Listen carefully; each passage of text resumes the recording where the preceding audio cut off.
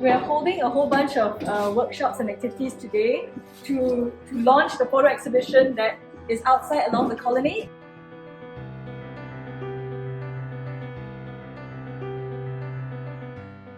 Often the bud is used for food such as like asam laksa. And can you guess what fruit comes from this family of plants? It's called the heliconia.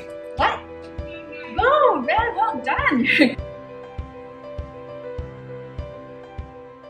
People find refuge and comfort in nature for many reasons. For me, as a Christian, in a time like this, I think a lot of people ask, why is God letting this happen? When I see beautiful animals, their design, and also the systems in nature, how they all work together, it reminds me that actually we have a good God and He is in control. People started coming.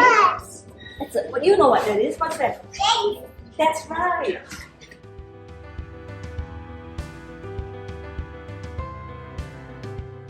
It's actually a very simple activity that you can do at home. So basically you collect like type 6 plastic, like when you buy kueh or like when you buy vegetables, when you flip over the plastic it should have the number 6. It means that you can use it for shrink art basically. If you happen to be buying groceries, you might as well keep some of the plastic and can make a very fun activity for your kids.